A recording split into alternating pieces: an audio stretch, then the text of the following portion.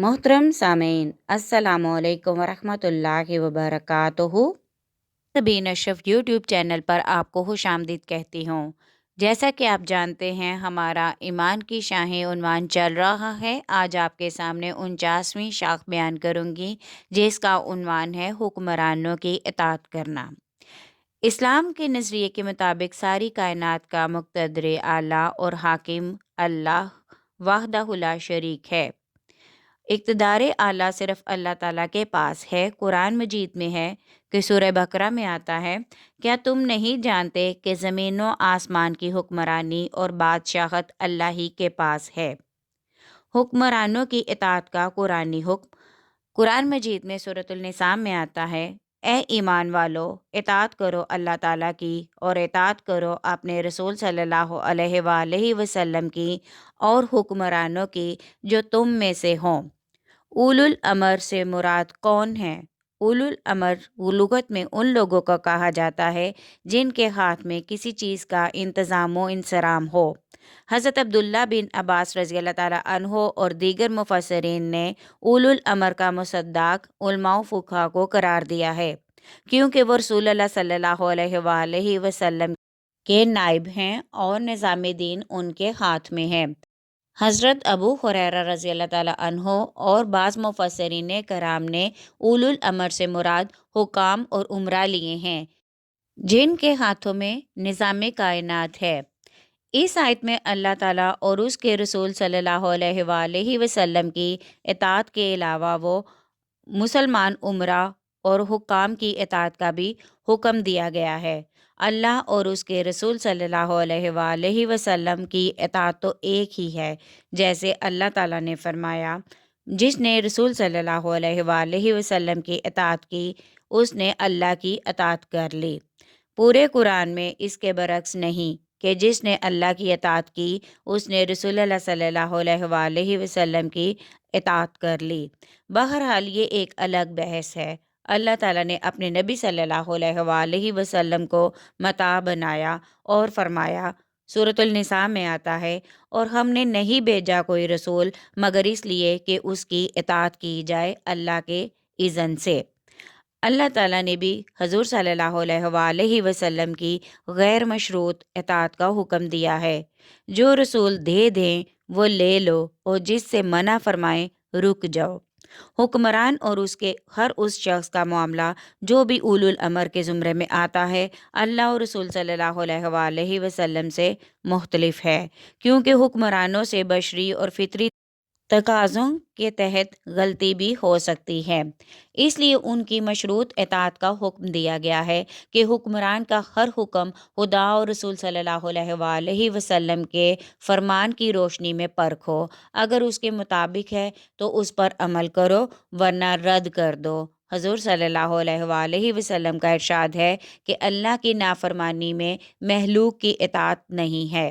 खैर और भलाई के कामों में साहिब अमर की इताअत उसकी ज़ात की खातिर नहीं की जाती, बल्कि इताअत इसलिए की जाती है कि वो अल्लाह ताला को मुक़्तदर आला तस्लीम करते हुए उसकी और उसके रसूल सल्लल्लाहु अलैहि वसल्लम की शरीयत का मुहाफ़िज़ होता है।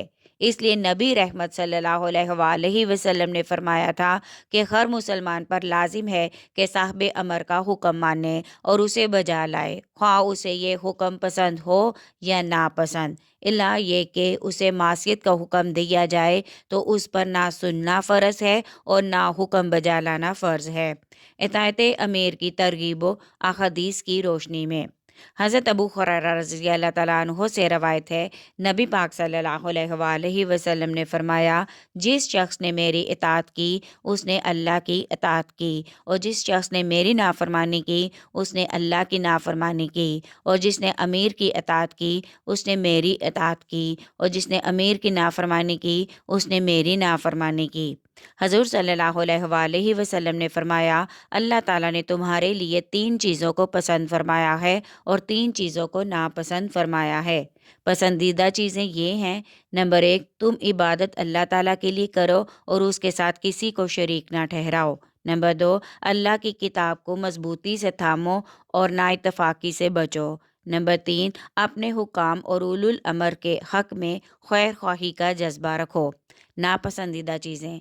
नंबर 1 बहस व मुबाहसा। नंबर 2 बिला ज़रूरत सवाल करना। नंबर 3 माल को ज़ाया करना। हज़रत अली रज़ी अल्लाह ताला अन्हो बयान करते हैं कि रसूलुल्लाह सल्लल्लाहु अलैहि वसल्लम ने एक लश्कर भेजा और एक शख्स को उसका अमीर बनाया। उस शख्स अमीर ने आग जलाई और लोगों से कहा, इसमें दाखिल हो जाओ। बाज़ लोगों ने इसमें दाखिल होने का इरादा कर लिया और बाज़ ने कहा, हम आग ही से तो भागे हैं। फिर हजूर सल्लल्लाहु अलैहि वसल्लम से इस वाक़े का तज़किरा किया गया तो आप सल्लल्लाहु अलैहि वसल्लम ने उन लोगों से फरमाया जो आग में दाखिल होना चाहते थे कि अगर तुम आग में दाखिल हो जाते तो क़यामत तक उसी में रहते, और दूसरों को जो आग में दाखिल ना हुए की तारीफ़ फरमाई और फरमाया, अल्लाह ताला की मासियत में किसी की इताअत नहीं है। इताअत सिर्फ नेकी और मारूफ चीज़ में है।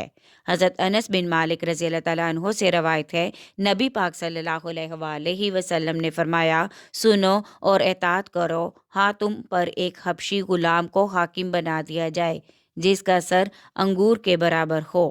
हज़रत इब्ने अब्बास रज़ी अल्लाह ताला अन्हो बयान करते हैं कि रसूलुल्लाह सल्लल्लाहु अलैहि वसल्लम ने फरमाया, जिस शख्स को अपने अमीर का कोई हुक्म नागवार मालूम हो उसको सब्र करना चाहिए, क्योंकि जो शख्स जमात से एक बालशत भी अलग हो कर मरेगा वो जाहिलियत की मौत मरेगा।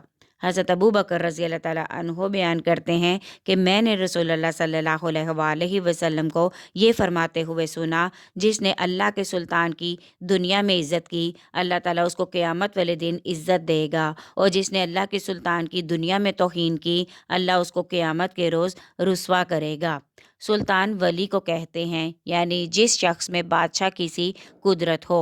हजूर सल्लल्लाहु अलैहि वसल्लम ने फरमाया, सुल्तान ज़मीन पर अल्लाह का साया है, हर मज़लूम उसकी पनाह में आता है। कुरान और हदीस में नेक और सालिह मुल्क, सुल्तान और अमीर की हुकूमत को नेमत और रहमत करार दिया गया है। एक दफ़ा हजूर सल्लल्लाहु अलैहि वसल्लम ने हज़रत उमर बिन आस रज़ी अल्लाह ताला अन्हो को एक लश्कर का अमीर बनाकर भेजा। उस लश्कर में हज़रत अबू बकर सद्दीक और हज़रत उमर फ़ारूक रज़ी अल्लाह ताला अन्हो भी थे। जब ये हज़रात लड़ाई की जगह पहुँचे तो अमीर लश्कर हज़रत उमर रज़ी अल्लाह ताला अन्हो ने लश्कर को हुक्म दिया कि आग बिल्कुल ना जलाएं। फ़ारूक आज़म रज़ी अल्लाह ताला अन्हो को उस पर गुस्सा आ गया तो उन्होंने इस बारे में हज़रत उमर रज़ी अल्लाह ताला अन्हो से बात करने का इरादा किया, तो हज़रत अबू बकर रज़ी अल्लाह ताला अन्हो ने ऐसा करने से रोका और फरमाया कि हज़ूर सल्लल्लाहु अलैहि वसल्लम ने इसको तुम्हारा अमीर इस वजह से बनाया है कि वो जंगी ज़रूरियात को खूब जानते हैं। ये सुनकर हज़रत फ़ारूक आज़म रज़ी अल्लाह ताला अन्हो ठंडे हो गए और हज़रत उमर रज़ी अल्लाह ताला अन्हो के पास ना गए। इताअत अमीर की शराइत। अमीर की इताअत पर जितना ज़ोर दिया गया है वहाँ कड़ी शर्तें भी लगा दी गई हैं, क्योंकि अमीर गैर मामूली हैसियत का मालिक होने की वजह से बहुत ज़्यादा असरात डालता है। उसकी गुमराही के नताइज वसी और दूर दूर तक असरअंदाज होते हैं। नंबर 1, रसूलुल्लाह सल्लल्लाहु अलैहि वसल्लम ने फरमाया, किसी महलूक की इताअत उस वक़्त वाजिब नहीं रहती जब वो खालिक की नाफरमानी का हुक्म दे। अल्लाह ने फरमाया, उनमें से गुनाहगार और नाशुक्रे की इताअत ना करो। मज़ीद फरमाया, नेकी और परहेज़गारी में ताउन करो और गुनाह ज़्यादती में ताउन ना करो, और अल्लाह से डरो, अल्लाह सख्त सज़ा देने वाला है। नेक अमीर की फजीलत और जालिम की मजम्मत। हज़रत अबू हुरैरा रज़ी अल्लाह ताला अन्हो से रवायत है, नबी करीम सल्लल्लाहु अलैहि वसल्लम ने फरमाया, इमाम ढाल है, उसकी पुश्त पनाही में जंग की जाती है और वो ज़रिया अमान है।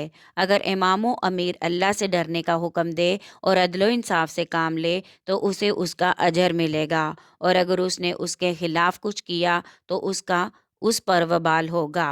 हज़रत अब्दुल्ला बिन उमर रज़ी अल्लाह ताला अन्हु से रवायत है, नबी पाक सल्लल्लाहु अलैहि वसल्लम ने फरमाया, अदल करने वाले हाकिम अल्लाह के नज़दीक अल्लाह के दाएं जानिब नूर के मंबरों पर होंगे। हज़रत मौक्कल रज़ी अल्लाह ताला अन्हो ने अपने मर्ज़ुल मौत में एक हदीस बयान फरमाई जो उन्होंने रसूलुल्लाह सल्लल्लाहु अलैहि वसल्लम से सुनी थी। आप सल्लल्लाहु अलैहि वसल्लम ने फरमाया, जो अमीर मुसलमानों पर हाकिम हो और उनकी खैर ख्वाही में जद्दोजहद ना करे वो उनके साथ जन्नत में दाखिल नहीं होगा।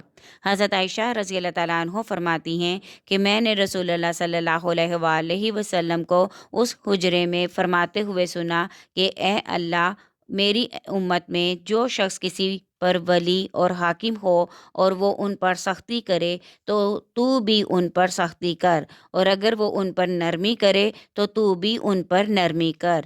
حضرت ابو ہریرہ رضی اللہ تعالیٰ عنہ سے روایت ہے، نبی پاک صلی اللہ علیہ وآلہ وسلم نے فرمایا، 7 آدمی وہ ہیں جنہیں اللہ تعالیٰ اس دن اپنے سائے میں رکھے گا جب اس کے سوا کوئی سایہ نہ ہوگا۔ ان میں پہلا آدمی عادل حکمران ہے۔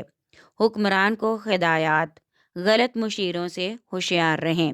حضرت ابو سعید رضی اللہ تعالیٰ عنہ سے روایت ہے، نبی پاک صلی اللہ علیہ وآلہ وسلم نے فرمایا، اللہ نے جو بھی نبی اور حکمران بنایا ہے اس کے ساتھ 2 قسم کے مشیر ضرور رکھے ہیں۔ ایک مشیر جو نیک کاموں کے لیے اس کو مشورہ دیتا ہے اور اس کی ترغیب بھی دیتا ہے، اور دوسرا وہ جو برائی کا مشورہ دیتا ہے اور اس کی ترغیب دلاتا ہے۔ حضرت علی رضی اللہ تعالیٰ عنہ سے روایت ہے، نبی پاک صلی اللہ علیہ وآلہ وسلم سے سوال کیا گیا کہ آیت قرآنیہ میں عزم سے کیا مراد ہے؟ آپ صلی اللہ علیہ وآلہ وسلم نے فرمایا، امیر کا اہل الرائے سے مشورہ کرنا، پھر ان کے مشورے کا پابند ہونا عزم ہے۔ نمبر 2، عوام کو شخصی آزادی کا تحفظ فراہم کرنا۔ اللہ تعالیٰ نے آزادی کی جو نعمت اپنے بندوں کو عطا کی ہے اسے کوئی حکمران، بادشاہ، امیر ختم نہیں کر سکتا۔ قرآن مجید میں سورہ آل عمران میں ارشاد باری تعالیٰ ہے، کسی انسان کا یہ کام نہیں کہ اللہ تعالیٰ اس کو کتاب و حکمت اور نبوت عطا کرے، وہ کہے لوگوں سے کہ اللہ کی بجائے تم میرے بندے بن جاؤ۔ ایک دفعہ حضور صلی اللہ علیہ وآلہ وسلم مسجد نبوی شریف میں خطبہ دے رہے تھے۔ ایک شخص نے خطبے کے دوران کھڑے ہو کر کہا، یا رسول اللہ صلی اللہ علیہ وآلہ وسلم، میرے پڑوسی کسی جرم میں گرفتار کیے گئے ہیں۔ حضور صلی اللہ علیہ وآلہ وسلم نے جواب نہ دیا تو اس نے پھر سوال کیا، خطبہ جاری رہا۔ جب اس نے تیسری بار سوال کا اعادہ کیا تو حضور صلی اللہ علیہ وآلہ وسلم نے حکم دیا اس کے پڑوسی کو چھوڑ دیا جائے۔ حضور صلی اللہ علیہ وآلہ وسلم کا 2 مرتبہ خاموش ہونا اس لیے تھا کہ متعلقہ حاکم اٹھ کر وجہ اسیری بیان کر دے۔ نمبر 3، احساسی مسئولیت پیدا کریں۔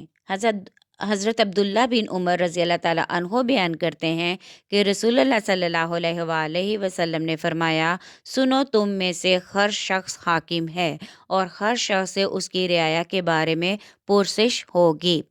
پس امیر لوگوں کا حاکم ہے، اس سے اس کی رعایا کے متعلق پرسش ہوگی، اور مرد اپنے اہل خانہ کا حاکم ہے اور اس سے اس کی رعایا کے متعلق پرسش ہوگی۔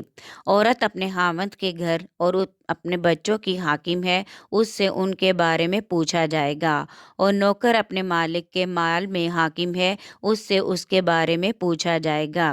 سنو، تم میں سے ہر شخص حاکم ہے اور ہر شخص سے اس کی رعایا کے بارے میں پوچھا جائے گا۔ امیر پر رعایا کے حقوق۔ حضرت عمر رضی اللہ تعالیٰ عنہ کے پاس کوئی وفد آیا تو آپ ان سے ان کے امیر کے متعلق پوچھتے کہ کیا وہ بیمار کی عیادت کرتا ہے، غلام کی بات سنتا ہے، جنازے کے ساتھ جاتا ہے، جو ضرورت مند اس کے دروازے پر کھڑا ہوتا ہے اس کے ساتھ اس کا رویہ کیسا ہوتا ہے۔ اگر وفد والے ان باتوں میں سے کسی کے جواب میں نہ کہہ دیتے تو آپ اس امیر کو معزول کر دیتے۔ حضرت عمر فاروق رضی اللہ تعالیٰ عنہ اپنے گورنروں کو بھیجنے سے پہلے ان پر چند شرائط لگاتے تھے۔ نمبر 1، ترکی گھوڑے پر سواری نہیں کرنی۔ نمبر 2، چھنے ہوئے آٹے کی چپاتی نہیں کھانی۔ نمبر 3، باریک کپڑا نہیں پہننا۔ نمبر 4، حاجت مندوں پر اپنے دروازے بند نہیں کرنے۔ اگر تم نے ان میں سے کوئی کام کر لیا تو سزا کے مستحق ہو جاؤ گے۔ پھر رخصت کرنے کے لیے ان کے ساتھ تھوڑی دور چلتے اور جب واپس آنے لگتے تو ان سے فرماتے کہ میں نے تم کو مسلمانوں کے خون بہانے پر، ان کی کھال ادھیڑنے پر، انہیں بے آبرو کرنے پر، ان میں ان کا مال چھیننے پر مسلط نہیں کیا ہے، بلکہ تمہیں اس لیے بھیج رہا ہوں ताकि तुम वहाँ के मुसलमानों में नमाज कायम करो और उनमें उनका माल गनीमत तक़सीम करो और उनमें इंसाफ के फ़ैसले करो। और जब तुम्हें कोई ऐसा अमर पेश आए जिसका हुक्म तुम पर वाज़ेह ना हो तो उसे मेरे सामने पेश करो। उम्मीद है हमारी आज की ऑडियो आपको पसंद आई होगी। पसंद आए तो लाइक करें, शेयर करें और कमेंट में अपनी राय का इज़हार ज़रूर करें और चैनल को सब्सक्राइब करना हरगिज़ ना भूलिएगा। शुक्रिया।